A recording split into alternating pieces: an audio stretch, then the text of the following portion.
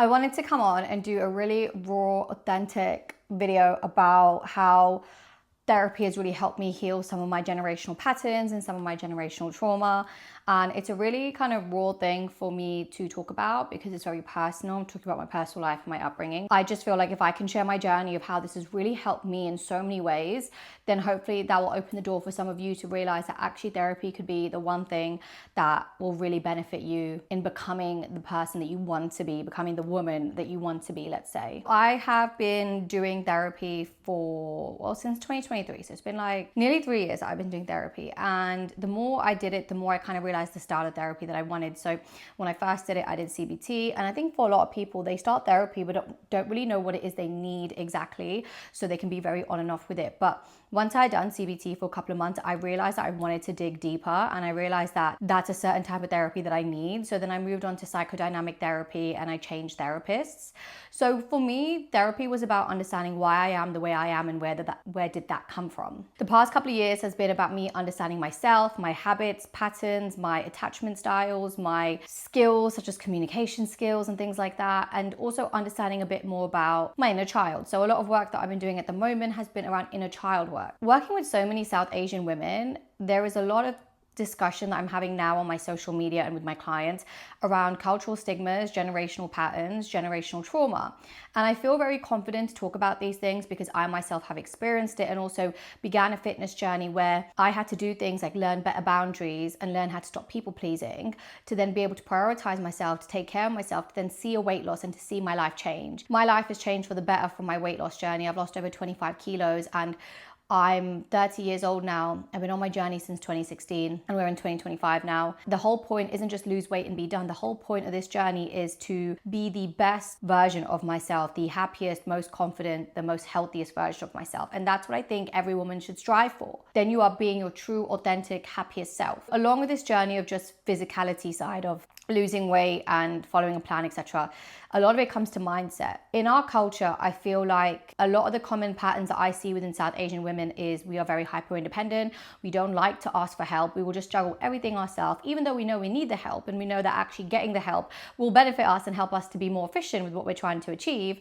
We still won't ask for help. And that's why majority of the clients who have joined our team, majority of the women that we work with, this has all started because I reached out to them first because they knew they needed to make a change, but they weren't willing to ask for the help. And once I realized that, I started to understand there was a pattern here. So there's hyper independence, right? There is this people pleasing tendency. You know, I feel like for our culture and our community, we're kind of raised of what our parents want us to be. We're living the life they want us to live. We're following the roots and the patterns that they want us to. We're not really not allowed, but we're not able to be our own person. We don't even know what that looks like. I'm very grateful that my parents have allowed me to do that for myself because that's where I've realized the differences.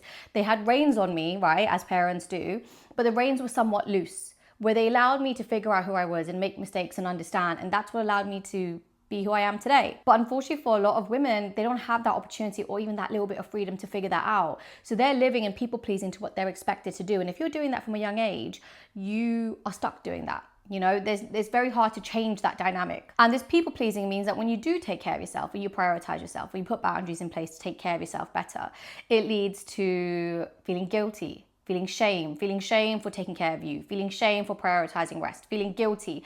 And it's all these stigmas that are coming in that I'm seeing that I feel like all stems down from generational stuff, from our upbringing and our culture and what is expected of us as women. I had to really undo a lot of this. I had to set boundaries from years ago when I started my fitness journey saying, I'm not going to eat this food. I'm not going to do this. I'm not going to go here. And yeah, my parents were annoyed and yeah, it was tough. But because I did that, it's taking me to a point now where it's accepted. I've put those boundaries in place, and boundaries are there to help you, not others. Boundaries are going to offend other people because it means you're not doing what they wanted you to do. You're taking care of you, and people don't like that. They want to see how much they can get from you. So I had to put those boundaries from an early stage through my fitness journey. That's how I started placing boundaries, right? Which is an easy way in. And those boundaries are important because then you stop people pleasing as much and you stop prioritizing you. And what I find is when you start prioritizing you, you have more to give. You are a better version of yourself to those around you. You're a better girlfriend, a better wife, a better mother, a better daughter, a better friend, because you've actually poured into your cup. This kind of generational stigma of women have to be a certain way and people please and resting is wrong and it's shameful and they have to do everything for everyone. Naturally, it just seems the easiest thing is to put yourself on the back burner because that's the only thing you probably can neglect in all the list of responsibilities that you have. You have all these responsibilities, career, family, house, relationships.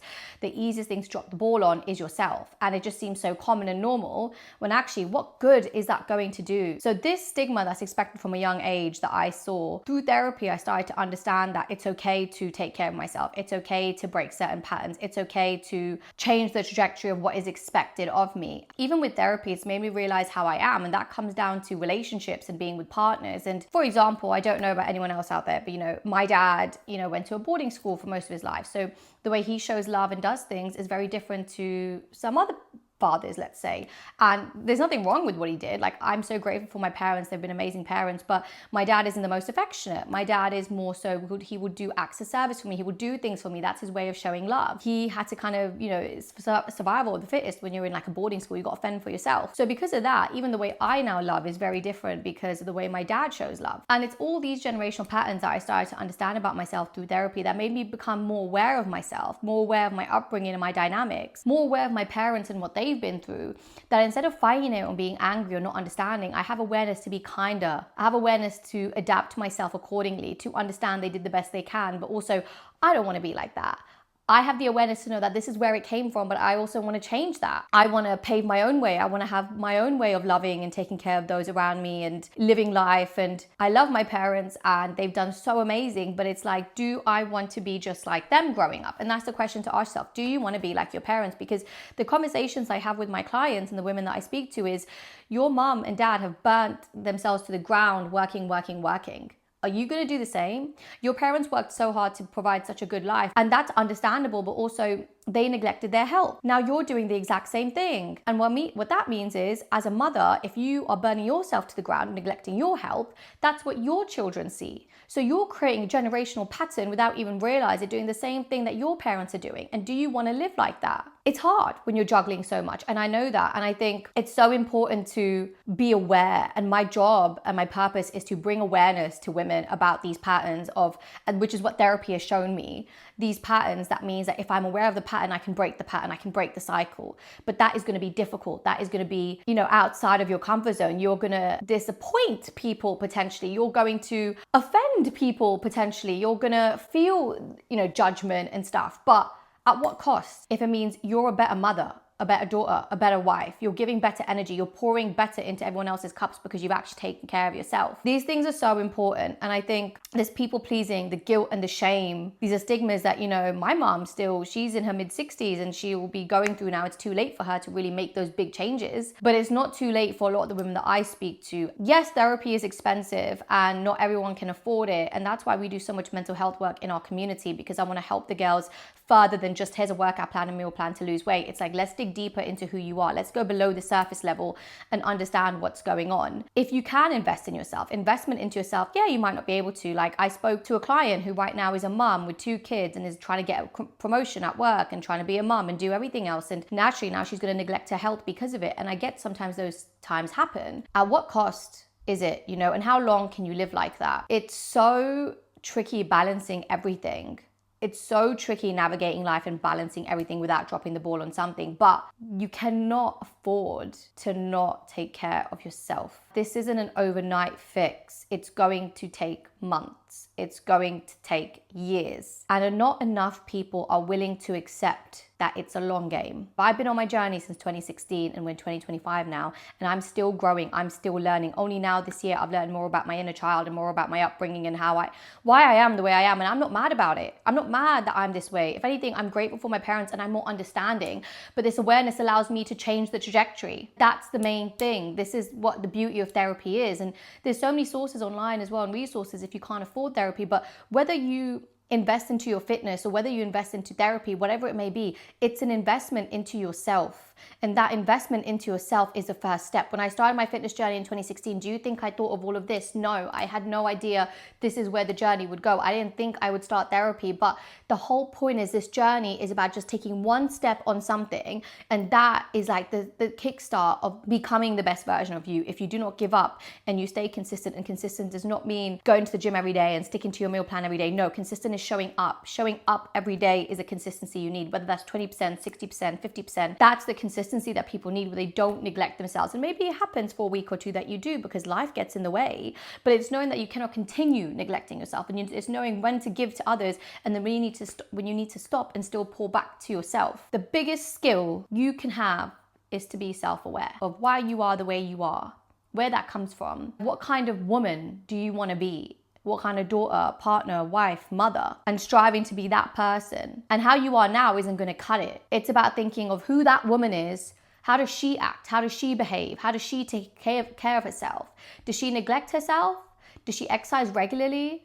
What does she do? What behaviors does she have? That is who you need to think about. If that's who you want to strive for, how does she behave? That's what you need to mimic. If you continue behaving the way you are, you will continue remaining the way you are. The biggest skill you can have is self-awareness, and that is what therapy has done for me. I would highly recommend it. And whether it's starting on your fitness journey or starting on therapy, it's just, if you're going to take away anything from this video, it's self-awareness. I teach my girls skills, okay? The women on my team, I'm teaching them skills. Those skills are emotional stability, knowing how to not act on emotion, because as women, we are emotional creatures, but that is going to do us no good. So you need to know how to separate the two. Feel how you feel. That's understandable. Your feelings are valid, but do not act on the emotion. It will get you nowhere.